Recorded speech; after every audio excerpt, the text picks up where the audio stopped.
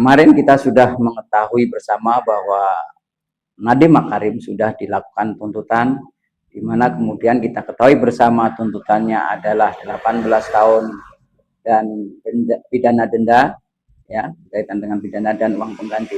Di mana kemudian di dalam hal uang pengganti yang sangat menarik kemudian adalah berkait sejumlah 4 sekian miliar dan 800 miliar dan sejumlah 4,8 triliun, di mana kemudian menurut jaksa penuntut umum adalah berkaitan dengan penghasilan yang tidak sewajarnya, atau dalam hal ini dalam konteks korupsi itu disebut sebagai illicit enrichment, kekayaan yang tidak wajar yang diperoleh oleh seorang terdakwa, oleh seorang penyelenggara negara ketika menjabat sesuatu dibandingkan dengan penghasilan yang wajar diperolehnya sebagai penyelenggara negara tersebut. Ini menarik karena apa?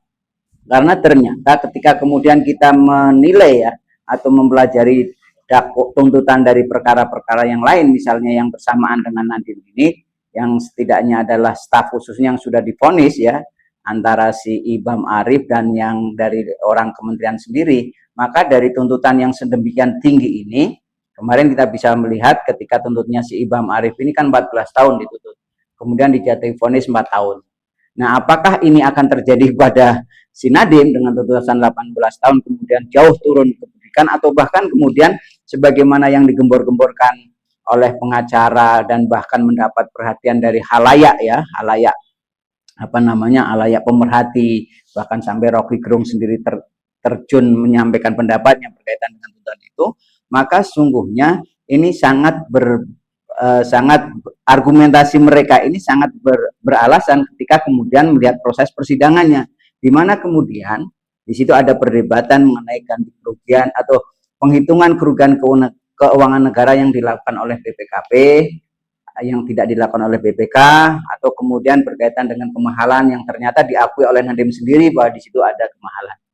Artinya kemudian kalau kita berkaca pada proses yang terjadi, dalil-dalil bahwa bahwa ketika kemudian tuntutan sedemikian tingginya 18 tahun ini, maka apalagi ditambah dengan uang pengganti, maka di sini sungguhnya menjadi bagi teman-teman pengacara untuk membuktikan sejauh mana proses penyalahgunaan wewenang itu dan apakah menimbulkan kerugian keuangan negara atau tidak, itu akan harus dibuktikan oleh teman-teman pengacara dan Nadiem. Nah, kemudian yang kedua, kaitannya dengan illicit enrichment yang menjadi tuntutan uang pengganti sejumlah 4,8 triliun yang menurut jaksa penuntut umum adalah kekayaan yang tidak wajar, kekayaan si terdakwa Nadiem ini yang tidak wajar selama dalam proses menjadi seorang penyelenggara negara dalam konteks UNCIC begitu ya. Memang belum diratifikasi oleh pemerintahan kita berkaitan kekayaan yang tidak wajar ini, apakah memang kemudian menjadi sebagai sebuah tindak pidana. Tetapi kenyataannya kemudian ketika misalnya ya dapat dibuktikan dalam proses pembuktian di dalam proses persidangan, jangan lupa kita sudah memberlakukan undang-undang hukum acara pidana baru, di mana disebutkan di situ salah satu bukti adalah peristiwa-peristiwa lain yang timbul di dalam proses persidangan dapat diambil oleh hakim sebagai alat bukti. Nah, kalau memang ternyata terbukti ya di dalam proses persidangan itu ternyata memang terdapat penghasilan yang bisa dikatakan sebagai sebuah proses illicit enrichment, kekayaan yang tidak wajar, maka bukan tidak mungkin tuntutan uang pengganti sejumlah 4,8 triliun ini bisa dikabulkan. Artinya ini memerlukan kecermatan bagi hakim-hakim yang melakukan pemeriksaan terhadap perkara ini untuk bagaimana menguji ya. Dari mana mengujinya? Ya setidaknya di samping apa yang disampaikan oleh jaksa ya, nantinya kemudian di dalam LHKPN-nya kan, kalau illicit enrichment itu berasal dari LHKPN, laporan harta kekayaan penyelenggara yang bersangkutan. Apakah memang sebanding penghasilan sebagai seorang menteri selama kurun waktu misalnya 5 tahun gitu kan? Karena kurun waktunya kemarin kan masa jabatan priorisasi 2014 sampai dengan 2020 ya.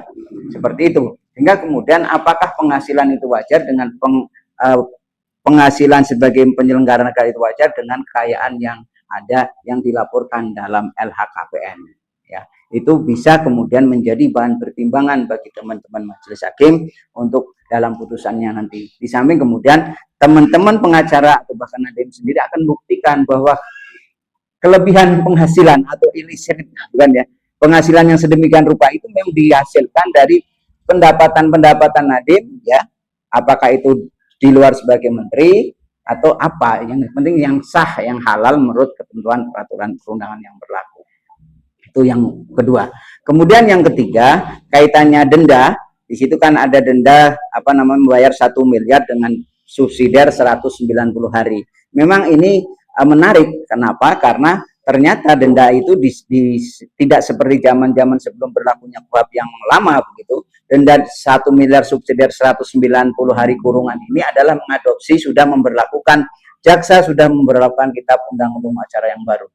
Jadi walaupun 1 miliar jumlahnya, karena di dalam konteks undang-undang kitab undang-undang acara yang baru ini lebih menekankan kepada bagaimana pemenuhan terhadap denda itu sendiri. Baru kemudian ketika tidak dibayar denda itu, maka kurungannya adalah dalam hitungan sebagaimana yang disebutkan. Memang kalau di dalam KUHP yang lama disebutkan maksimal itu adalah 8 bulan maksimal untuk sebagai subsidiar ganti kurungan itu. Nah, sekarang lebih ringan lagi gitu.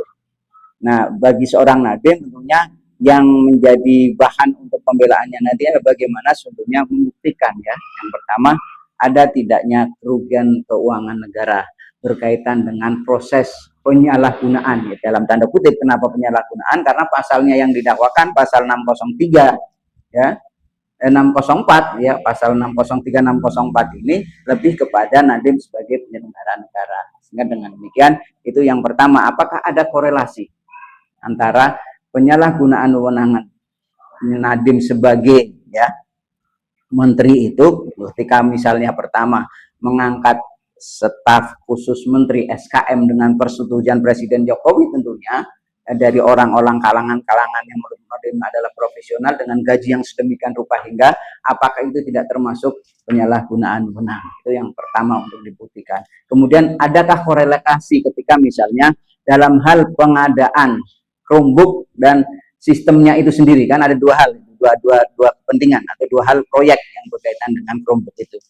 Di samping device-nya sendiri dan kemudian model yang ada di aplikasinya begitu.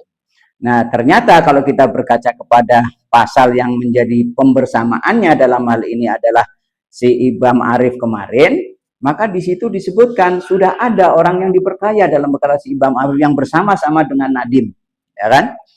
Apakah kemudian akan terjadi sebuah lompatan, ya, sebagaimana yang disampaikan oleh beberapa kalangan berkaitan dengan bahwa ini adalah, kalau dalam bahasa corporate itu adalah business judgment rule begitu, artinya ini keprofesional seorang manajerial dalam sebuah kementerian begitu, dan tidak ada aliran dana dan lain sebagainya, itu persoalan yang lain. Tapi harus dipahami dalam konteks pasal 603, 604 KUHP yang baru ini atau berkaitan dengan tindak pidana korupsi tersebut adalah berkaitan dengan Nadim sebagai penyelenggara negara. Jadi beban ke depan bagi teman-teman pengacara tentunya harus dibuktikan apakah ada korelasi penyalahgunaan kewenangan, ya, dengan kerugian negara yang terjadi, baru kemudian dibuktikan apakah, ya, kerugian negara tersebut sampai kepada adanya proses kekayaan, perolehan kekayaan yang tidak wajar atau illicit enrichment yang menjadi tuntutan untuk dibayarkan oleh Nadim itu sendiri.